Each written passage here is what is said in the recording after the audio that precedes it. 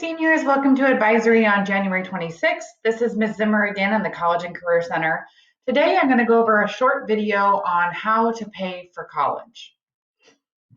So what we're going to talk about in the video is how much does college cost, ways to pay for college. We're going to make sure you know all about the FAFSA and all about the WASFA. We're also going to make sure you're aware of the College Bound Scholarship, as well as a Washington State Opportunity Scholarship that's due on February 11th. So how much does college cost? We want you to be aware of some terms when you're heading off to college. Each college estimates their cost of attendance, or COA, and they do that by adding together some or all of the expenses below. Tuition is the amount of money it costs for you to attend the college, sit in the seat, get the credits, go to class. The room and board is a dorm or apartment living, as well as a meal plan. Transportation is often included in a college cost because they want you to be aware that perhaps you have to pay for parking, or you may need an additional mode of transportation to get back and forth. Books and supplies are also added in to cost of attendance. And then they even add in other living expenses to make sure you're aware that you will need to bring some additional money if you're planning to go live on a college campus in order to make sure it's all rounded out.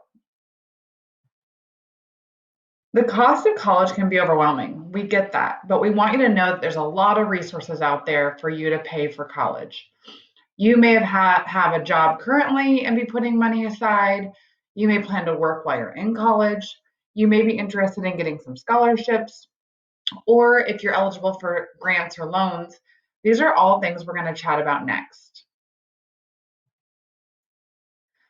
Financial aid. In order to be considered for financial aid, you need to complete either the FAFSA or the WASFA your senior year and every year while you're in college.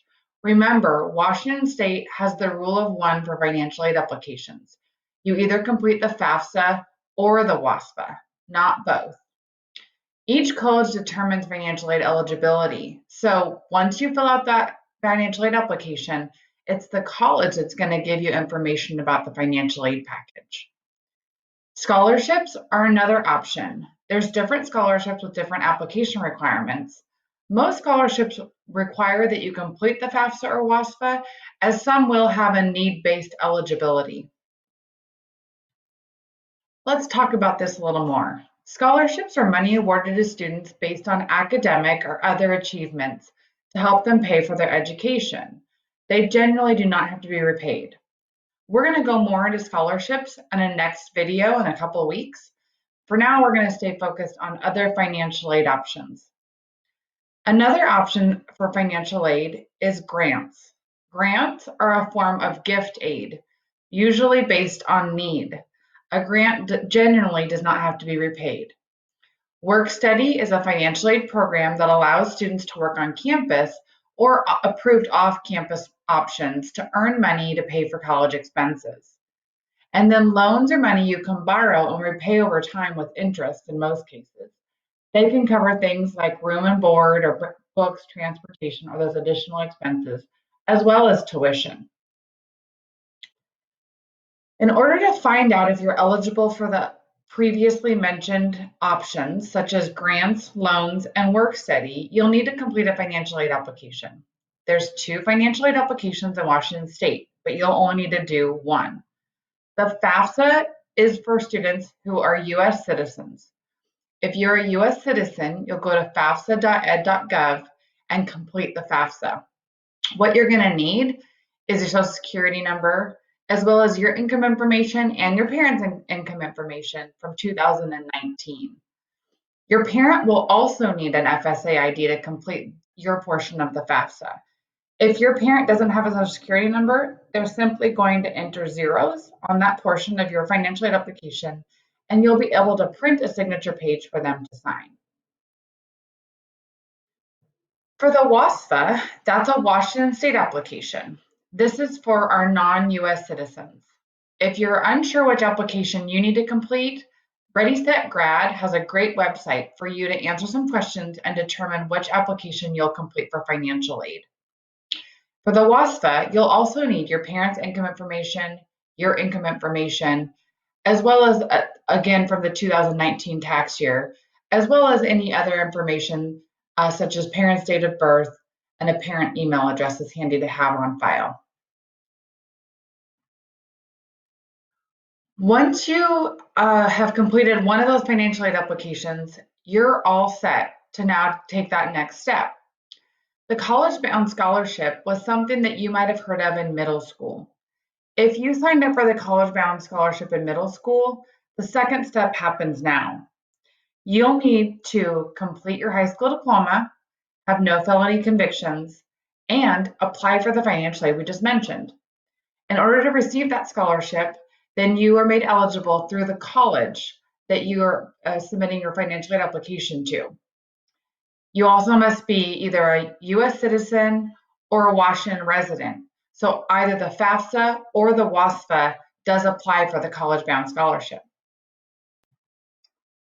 The College Bound Scholarship covers tuition and some fees and small book allowance at any public university in Washington state.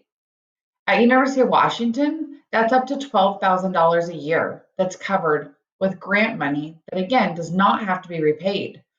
Some private colleges in Washington state also offer this program. We want you to know that there's money out there through the College Bound Scholarship, and all you have to do is complete your FAFSA or WASFA to make that connection. Washington State Opportunity Scholarship is a really unique scholarship in Washington state. It's due on February 11th, which is why I wanted to mention it in today's video. It's an opportunity to earn $22,500 in scholarship money. The scholarship is available to students in Washington state who plan to stay in Washington state to pursue their post-secondary education. It's also for students that are planning to major in STEM or healthcare majors. If you'd like to learn more, we want you to make sure you click on the link here in the PowerPoint, which is available through your advisory teacher, and get more information about the eligibility requirements. So what do we want you to work on now? If you haven't completed your financial aid application, now is the time. We also would really like you to take a moment and research the Washington State Opportunity Scholarship. See if it's something you're eligible for. Again, you can do that by clicking on the presentation link that your advisor has. If you ever need help, I'm available. Please know you can click on this link and make an appointment with me at any time. Also, if you need to get that financial aid application done, there's another opportunity on February 16th between 6 and 8 p.m. You do need to register in advance, and the link is also here in the presentation.